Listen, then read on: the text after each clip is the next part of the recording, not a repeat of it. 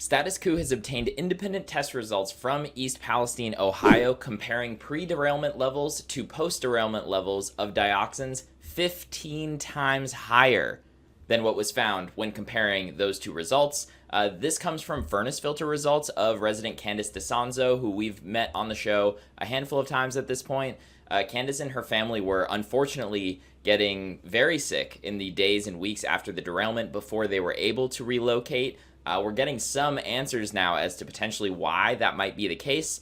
You can look here on the screen right now, the difference between these pre-derailment and post-derailment dioxin levels, clearly showing one of these at almost 15 times as high as the pre-derailment and post-derailment furnace filters, the other nearly 4 times as high.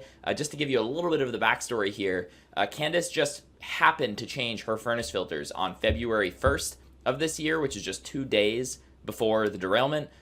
She had that previous filter installed in around the beginning of September, so that had been about 5 months or so while that furnace filter had been installed. February 1st, she takes that one out, sets it aside, and puts it on the shelf in her basement, puts a new filter in. Obviously, the derailment happens. The controlled burn, which we now know is not a controlled burn, but was more like an open burn and detonation, occurs. And then on February 7th, per recommendations from a Norfolk Southern hired contractor and toxicologist, she removed that new furnace filter that had been installed just 7 days prior and replaced it again. Once again, saving that filter, though, and then we now have these results comparing the pre-derailment filter to the post-derailment filter. We're going to get into some of the specifics of why this is important, as well as specifics from a chemist and toxicologist that I spoke with on this to give me the full backstory of what's going on here. Before we get into that, let's just take a trip down memory lane to the first time that I met Candice back in February on Status Coup's first of many reporting trips on the ground in East Palestine, where Candice described some of the symptoms that she, her neighbors, and her children were experiencing during that time. Well, because the symptoms wean and wane. It's like they'll be okay for a couple hours, and then for a couple hours,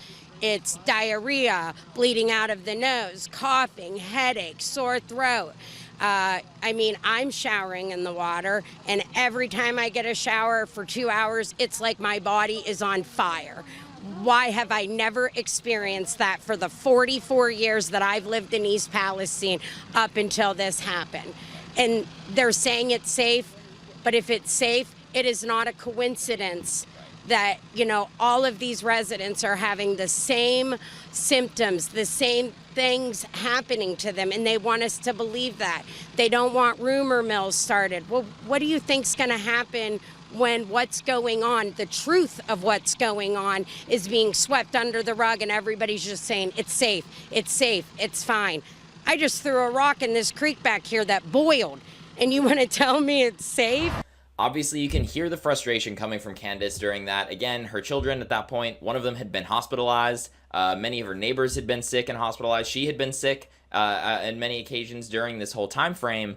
And at the time, and even still in many cases, the EPA and other agencies were telling everybody, nope, it's fine, everything's okay. The air test came back okay in your home, when clearly something was and something still is wrong in many of these homes. In the areas near the creeks and whatnot in East Palestine. In a Substack article that we just published today, Candice actually gave us a quote on how she's feeling after seeing some of these furnace filter results in her home. I'm going to go ahead and read a little bit directly from that article, which will be linked below if you want to check that out. It's completely life-changing and devastating, DeSanzo told Status Coup about her home's results detecting concerning levels of dioxins. The testing only verified what I already feared and knew, that my home, that I have worked my entire adult life to maintain, was no longer safe to live in. Now, for those who may be skeptical about these results, some people might be asking, well, were these dioxins that were shown that were elevated actually from the derailment? We have a couple pieces of info that kind of point to, yes, this is from the derailment. Number one, we have the baseline filter that was changed just days before the derailment. Again, that filter had been installed in September and was removed 2 days before the train derailment in East Palestine. So that is a perfect sample of what the normal air filter would look like in a home in East Palestine. And then we have the post-derailment filter. But on top of that, just seeing the elevated levels, the dioxins that were found inside the new air filter that had been installed on the 1st, removed on the 7th, show, and I'm going to quote again from this article, particle-bound dioxins have been elevated beyond normal background levels, the toxicologist told Status Coup, adding that, quote, the dioxins and furans are greatly elevated, are also highly chlorinated. This strongly supports the notion that these dioxins and furans were formed from the February derailment, the toxicologist added. So to put this in more plain English, some of these dioxins will be chlorinated, others will be less chlorinated. With this being an explosion of vinyl chloride, the evidence really suggests that these highly chlorinated dioxins that were being found in the furnace filter came from some sort of maybe chemical explosion that happened essentially in a lot of these folks' backyards.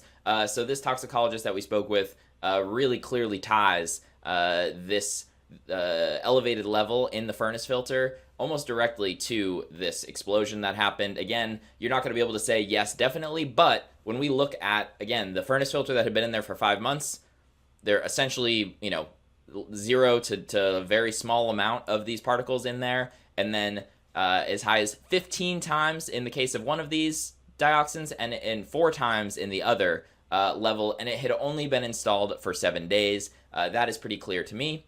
Unfortunately, though, when we look at, why has this testing not been done by the EPA? Again, this was an independent tester, Scott Smith, who was referred to Candace by the Unity Council, who's been working in East Palestine. Unity Council, we've spoken with many of their members, including Jamie Wallace on a handful of occasions, Ashley McCollum, Aaron Bragg is on the Unity Council, a lot of these folks, and they're getting this test done by independent testers. Why isn't the EPA testing furnace filters? I haven't seen that at all. Why did the EPA wait months, literally months, before testing for dioxins? The reason that they always keep giving was, we don't have a baseline. We don't have a baseline. We don't know what it was at before. This test right here is amazing because we do have a baseline. I just want to show you one example of the EPA saying, and actually this one's the CDC saying, we can't do this test because there isn't a baseline. Colin, we can go ahead and pull up that document. This was in documents that Status Coup obtained. They were prepared for Senator Sherrod Brown by his staff ahead of a visit in East Palestine that he had with residents. This is the reason that the CDC was saying they weren't doing vinyl chloride urine testing. The guidance states that blood and urine testing for specific compounds may not be clinically useful because of a lack of accuracy, long turnaround times, difficulty with interpretation, lack of information about baseline levels in the general population. They've used this excuse on multiple occasions. They've used these other excuses on multiple occasions, but it hasn't stopped them from doing other tests that have the same issues, right? So in this case, we have a perfect baseline, a furnace filter that had been installed for 5 months, to be able to compare to a furnace filter that had been installed just days before the derailment. This is the perfect comparison, the perfect before and after that can give us a much clearer picture of what's actually going on here. Now, fortunately for Candace, she has been able to be relocated for the last several weeks, even a couple months at this point. Clearly, because her home has had issues, her children were continuing to get sick. Since she has left East Palestine and been staying miles away in a town that is not, downwind, not being exposed to this sort of stuff, her kids have been doing much better. Unfortunately, recently she was back in town for a meeting. One of her children was in town with her for just a couple hours, and that child did need to go back to the hospital yet again after being exposed while being in town. Her child did recover and is doing fine since then, but this continued exposure is obviously still bothering some of her small children when they are needing to be exposed to this. But again, fortunately, she has been relocated for the time being. But just to remind folks, some of the risks of dioxin, when I spoke with Dr. Stephen Lester when I was in East Palestine, he shared this with me about dioxin. And so dioxin is an extraordinarily toxic substance. It causes cancer, reproductive problems, developmental problems, immune system problems, diabetes. I mean, the list goes on and on and on. So, but these are all subtle effects that will affect people over the life of their lives. So it'll be hard to say that it was the dioxin that did these things, but it will contribute to their adverse health. So again, definitely something that you don't want to be messing around with. Could dioxin be what is causing some of the symptoms in East Palestine? Absolutely, but we really don't know for sure because, once again, the appropriate testing has not been done. It's been very difficult for residents to get a hold of them. When residents do get a hold of testing for their health, generally the agencies in charge are trying to dismiss those results, particularly with vinyl chloride urine testing. But we really don't know exactly which chemicals are still causing these symptoms today. Dioxin could be a part of it, vinyl chloride could be a part of it, phosgene could be a part of it, hydrogen chloride could be a part of it, formaldehyde could be a part of it. Until the appropriate tests in homes, in the air, of people's urine, of people's blood are being done, it's really difficult to tell what specific chemicals are causing these things. I think it is important to find that out. Unfortunately, a lot of our federal agencies apparently do not think so. We'll ultimately see where this all starts to go. But these residents demand answers. These residents should be able to continue to stay relocated as long as they need. Unfortunately, as time goes on, I think Norfolk Southern is going to be able to start to back away from being able to continue to pay for some of this relocation if agencies don't continue their tests. We'll see what happens, but it is now June. This happened in the beginning of February, right? February 3rd. So we've had February, March, April, May, 4 months. We're going to be approaching 5 months, and still not a whole lot of answers for the residents of East Palestine who absolutely deserve answers. They absolutely deserve them. Stay tuned. We obviously are going to continue to stay on this story. We're looking to plan my 4th trip back to East Palestine this year since the derailment. If you're able to help us continue to do this reporting, becoming a member is the best way to do so. That's how we're able to continue to stay in touch with these residents and earn these residents' trust to share their results with us. Because we've been on the ground 4 times, because we talk to them on some of them on a daily basis, many of them on a weekly basis. If you're able to help support this kind of reporting, statuscoup.com/join. You can also subscribe on our Substack as well. The link for that will be down below to read this in a full article format. Thank you all so much for watching. I'm Louis DeAngelis. You can follow me on Twitter at LouisD217. Thank you all and have a great day.